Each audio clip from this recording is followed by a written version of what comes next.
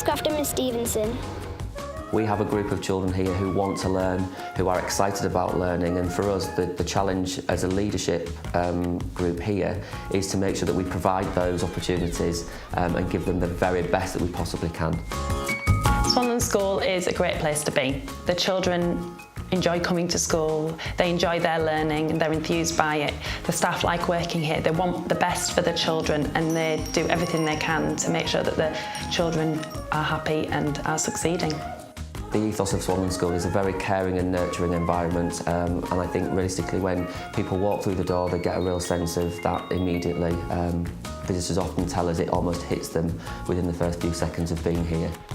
So Swanland School started off years ago as a small school in a small village, but the school has grown in popularity and in capacity, and the children enjoy coming to school and still feel that village school atmosphere. The benefits of having a bigger school means greater specialism from the teachers. It means that there's more scope for us to work with each other and for us to help the children to succeed to the best of their abilities. Swanland Primary School converted to an academy in its own right in 2011. And that gave the school a lot of freedoms in terms of being able to design curriculum, financial freedoms. And then in 2013 we converted the status of the school to a multi-academy trust to incorporate Dunswell. Dunswell School has added a huge amount of benefits to the school in terms of being able to share expertise across the two schools. It's also allowed the school the opportunity to have projects for children to work on together, so they get to mix with them a different group of children, people they wouldn't ordinarily get the opportunity to work with. That all eventually impacts significantly on what we're able to offer the children here at Swanland and of course at Dunswell. The vast majority of our children do go to South Hunsley. I would say probably around about 90% as an average go to Hunsley, and parents really see the continuous provision. So obviously there's an outstanding primary as part of a feeder school to an outstanding secondary. It gives parents a lot of confidence. And in Year 6 there's quite a lot of transition with the teachers from South Hunsley coming in to meet our children, work with our children, and then our children go there to work at South Hunsley, meet their new teachers, get used to the routines and how it's going to be different for them, which means that when they get to secondary school, they're ready, they know what to expect and it's not so scary for them.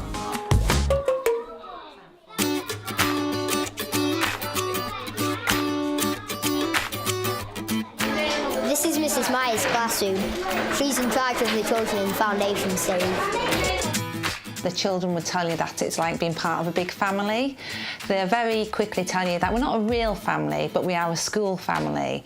And to us as teachers, that's really important, that they feel that way, that they feel secure and valued.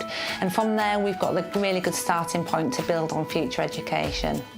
The early years at Swanland School is the stepping stones of a very long pathway of future education. So for us, we've really got to make sure we get that right. We've got to excite children, we've got to motivate children, we've got to open the doors of curiosity and really get that desire for learning. So I suppose how we do that is by giving a really thematic approach to the children's learning. So we have context-based learning. Reception at Swanland is really fun. The range is huge and it's busy and it's fun and it's real practical learning for the children. What motivates me is seeing those steps of learning, that scaffolding of education, those building blocks which set the foundations for future learning. It's really hard to put your finger on what makes Swanland so special because it's so many different things. To find the words to describe Swanland is tricky, but to look at the faces of the children at Swanland School and their attitude and their desire to learn really does capture what Swanland is all about. Swanland children do stand out as having that special sparkle about them.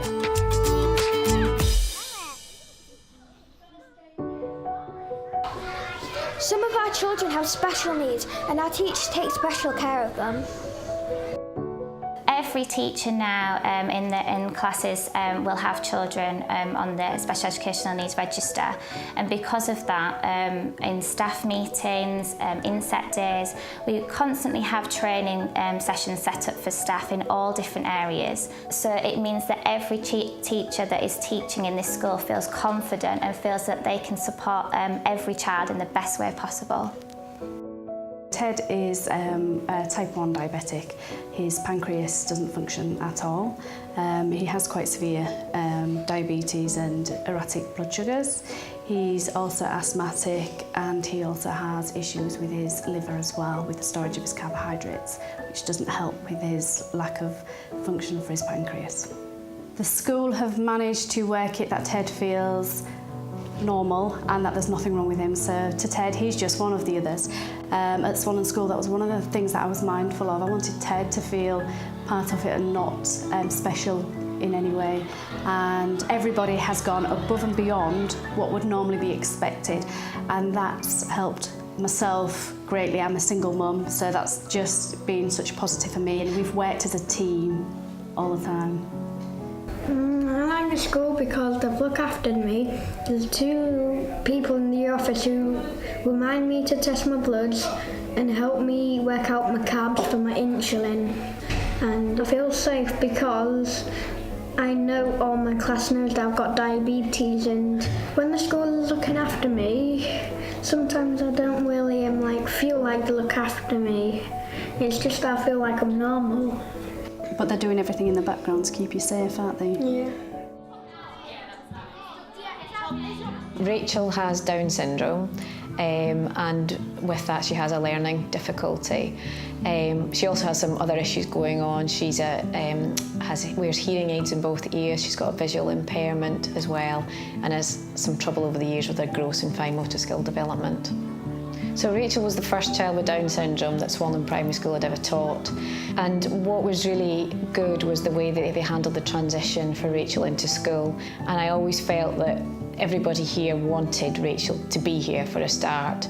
And that's proven to be the case. Rachel's got a real sense of belonging here. She's one of the pupils and she's got lots of friends. So Rachel's progress since she's been in Swanland has been phenomenal. She came to school only being able to say a few words. She used a lot of Makaton sign language, which the school embraced, and the whole school learnt to use signing with her. But she's gone from not speaking to never being quiet, really. But that's all down to how the support through the SEN team has had, and the whole culture throughout the school of trying to get the best out of Rachel. The teachers going the extra mile to make sure that Rachel learns and is part of the classroom. It's been fantastic. Everything is planned for us. Teachers call this a curriculum. Everything you see here helps with the curriculum. I truly believe, and I'm very passionate about curriculum design, and I think that's a real strength of Swanland School. We make the rest of the curriculum for all of the year groups as first-hand an experience as we possibly can provide for them. So we put things into a real-life context, that the learning has a meaning.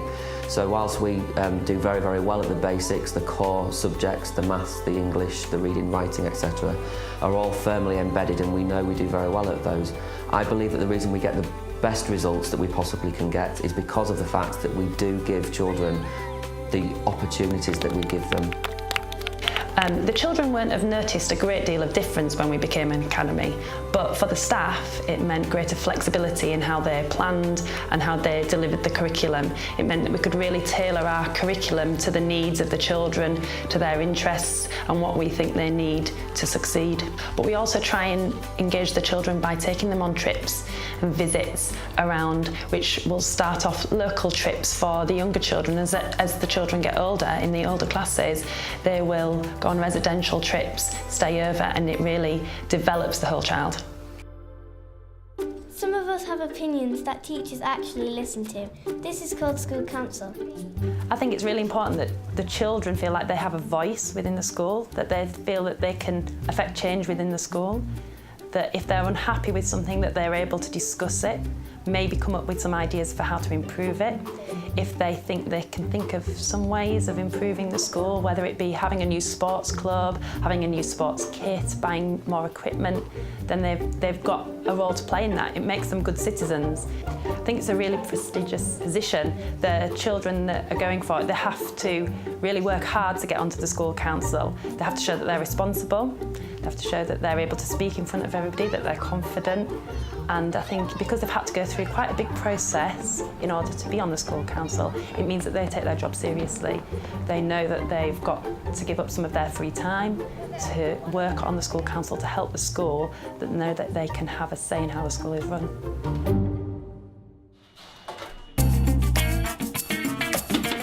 When it's time to eat, you'll find our school dinners aren't as bad as you think. We have very healthy food here for little growing bodies. It's more of a healthy choice now, but there's fresh vegetables every day. There's chips once a week and roast potatoes once a week, but basically it's more healthy now. Fruits every day, yoghurts, fruit salad. We also have a salad bar every day, and it has got everything on it. Meats, ham, cheese, tuna, eggs. The school dinners are not as horrible as they used to be? No, I don't think so. Why not? Mine not, because I cook up and they're lovely. Every week we have an assembly. This is where people who work hard get their reward. We have lots of opportunity to celebrate children's successes within school, and one of the ways that we do that most successfully is through the whole school assembly that we hold once a week, where we have the opportunity to provide celebrations in the form of certificates for children who gain stickers through our praise and award system, which builds up, and they have sort of 3 levels of pins to get, so that by the end of year 6 they achieve their ultimate goal, which is the gold pin. Very welcome. We also celebrate the fact that children are kind and considerate to one another in the form of Winnie the Whiz, which is presented to children in Gs 1 and 2. They get a big giant teddy bear to take and look after for the week, and that's for things simple as you know, helping each other in the playground, looking after one another.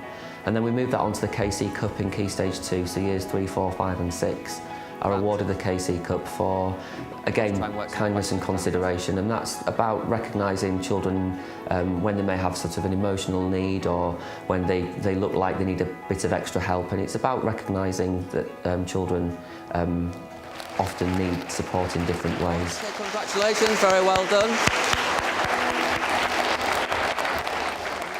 There are people who work hard to raise money for us. It helps us to keep our education special. The PTA has funded so many different things over the years. For instance, the multicultural kitchen, which all children of all ages get to use across the year, across the academic year.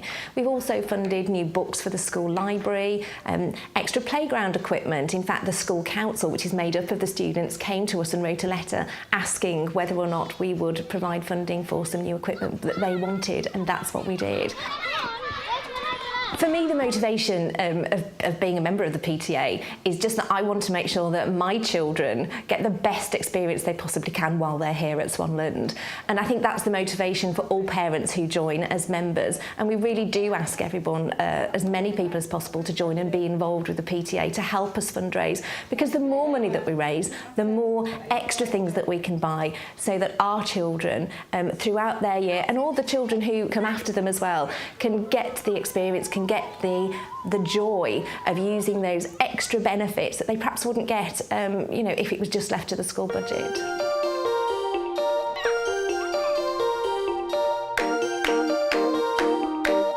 Well, thank you ever so much for taking the time to watch our video. We really hope that by having seen and watched what you have seen, that we've given you a really good flavour of what Swanland School is all about. We'd love to see you at some point in the future. There is an open invitation for you to come and have a look at our school. Please do contact the school office, and we really hope that by seeing what you've seen again, that we will be able to work with you in the future. Thank you. Thank you for coming to visit. We hope to see you again. Bye!